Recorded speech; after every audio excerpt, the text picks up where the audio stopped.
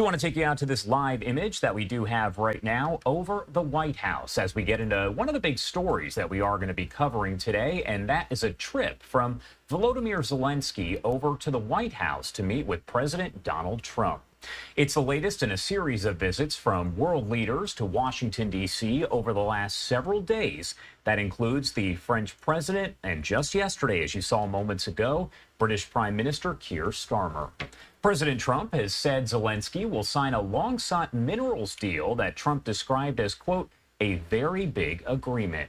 The deal would give the U.S. access to Ukraine's deposits of so-called rare earth minerals that are used in the aerospace, defense, and nuclear industries. President Trump has said it's a chance for Ukraine to pay back the U.S. for aid that's been given for the war effort under then-President Biden. Do want to bring in Rich Rubino, a great friend of the show. He's a political analyst and historian to discuss all of this here. Thank you so much, Rich, as always, for taking the time to be here with us and help break it all down.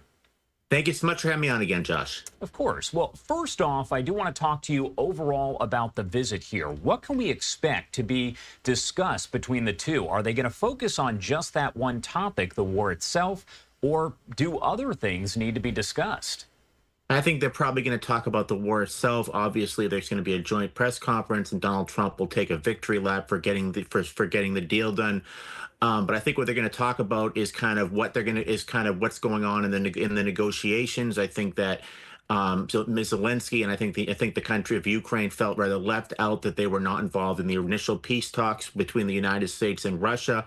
The current administration has done something that the last administration has not done, and that is legitimizing Russia. They're willing to meet with Vladimir Putin. Joe Biden would not meet with Vladimir Putin after the Russian invasion of the Ukraine. So it'll be very interesting to see kind of what terms Donald Trump lays down for a potential peace agreement. Are we seeing tension at this point between the two leaders? We know that there's been a few comments that have been made recently that have kind of raised some eyebrows. So are we seeing tension between the two, and could we actually see evidence of that tension today? Yeah, I think we are seeing tensions, but categorically we're seeing tensions between the leaders. I think that Donald Trump called Mr. Zelensky a dictator, and because there are no elections in the Ukraine, they're currently suspended because of martial law.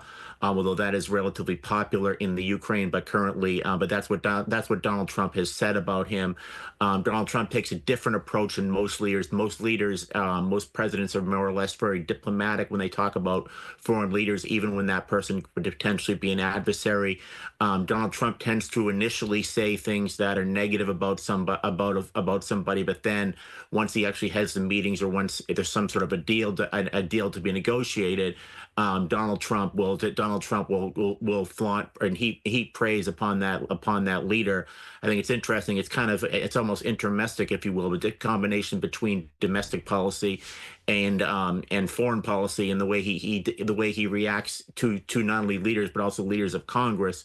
For example, leaders like Marco Rubio, Ted Cruz, Rand Paul. He ran bitter campaigns against back in 2016, but then he heaped their praises. And in the case of Ted Cruz, campaigned for him running for a full term in 2018. In the case of Marco Rubio, nominated him for U.S. Secretary of State. So that's kind of vintage Donald Trump, if you will. What do you make of this minerals deal that is expected to be discussed and possibly signed today?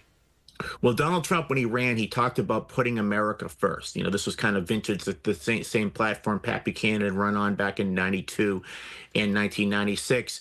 And Donald Trump basically does not want to get something for nothing. And I think he believes that the Biden administration giving security guarantee, giving money to the Ukraine with nothing coming back is not America first. This is something that I think he believes is America first. There has to be some sort of a quid pro quo. There has to be some way of the United States saying, yes, we'll provide you certain security resources, but in return, you have to provide us something. So it's something that I think President Zelensky can go to President Trump and say, okay, we are now on an equal playing field here. We're giving you something. We're giving you this deal, and in return, you're going to continue to give us aid. So it's kind of the quid pro quo, which is really kind of the Donald Trump dictum, I guess you could say. That's kind of the Donald Trump dictum.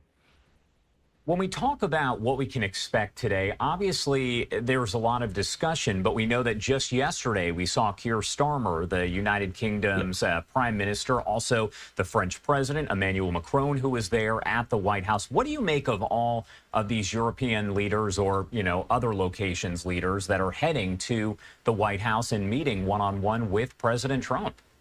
They all want to go back to the status quo ante. What do I mean by the status quo ante? The status quo prior to the current status quo of Donald Trump. They want to go back not only to Joe Biden, but basically every president, if you go all the way back from Franklin Roosevelt through Harry Truman through Dwight D. Eisenhower, where they had kind of cooperation, for example, when it comes to Europe, where they all supported the idea of the United Nations. They all supported the idea of NATO, for example. Donald Trump is a different tact. He says, for example, that other countries have to spend a certain amount of money, a certain percentage of their GDP on defense. That's different. Other presidents have basically kind of ignored that.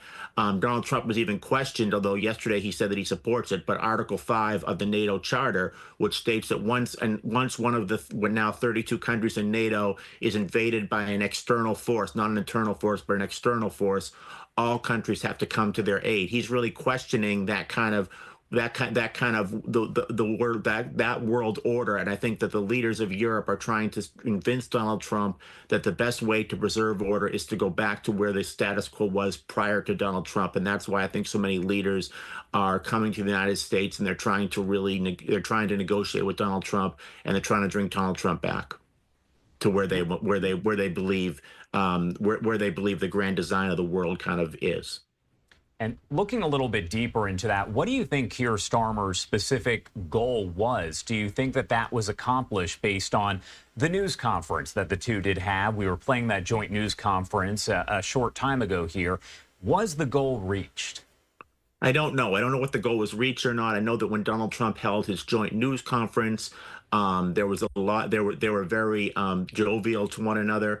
I know that Donald Trump did not criticize the British Prime Minister, which he's done with other leaders. They have a lot in common, actually. They both basically got elected by appealing to blue-collar voters. In the case of the British Prime Minister, his party had been out of power for 14 whole years, and he kind of brought the party to the center. He brought labor. He got a lot of support with the labor community. Donald Trump, very similar. He brought a lot of white blue-collar voters. So they do have a lot in common in terms of their own domestic political situation, but in terms of whether they actually achieved what they both achieved what they wanted to achieve, that's something that I think history will dictate. I know you're not necessarily privy to information that we don't necessarily know here, but do we know of any other leaders that are heading over to the White House anytime soon to speak with President Trump? Is there anything on the agenda? Not that we know of so far. I think it'll be interesting which foreign leaders do come to visit Donald Trump, which potentially might get a state visit from Donald Trump. Usually that shows the gravitas of a foreign leader if he gives them a state visit versus some foreign leaders which do not necessarily get that. But obviously, just about every day there will probably be someone visiting the White House, and there'll probably be an underling or a lower elected official. All right, Rich Rubino, as always, thank you so much for taking the time to join us and help break down all the latest developments here. Anything else you want to add before I let you go? Just that I think that the leaders of Europe and the United States had cooperation. If you really go back to the post-war order, going back all the way to Harry S. Truman, who took over back in 1945, they all supported the United Nations. They supported NATO, and they all believe that the United States and Europe were very much partners in this. Donald Trump takes a little bit of a different tact. He talks about America first. He talks about other countries needing to spend more in their GDP. So other foreign leaders, I think, are really trying to figure out, and specifically in Europe, how they're going to deal with Donald Trump. And one thing they have said, some countries, for example, Britain now, are talking about that they will actually increase the amount of money that they spend on their own defenses. All right, Rich, thank you so much again for taking the time to join us and breaking it all down. We appreciate it.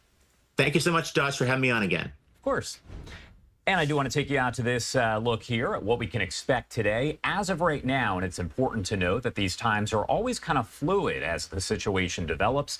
11 a.m. Eastern time, so in just about 5 hours or so, Volodymyr Zelensky expected to arrive at the White House. There will likely be a quick ceremony there. Then just moments later, we expect President Trump to take part in a bilateral meeting with Zelensky at 1 p.m. Eastern time. That is when that joint news conference with Presidents Trump and Zelensky is set for. Again, all of these times are fairly fluid right now, but we'll make sure to bring you all of that here as it does get underway.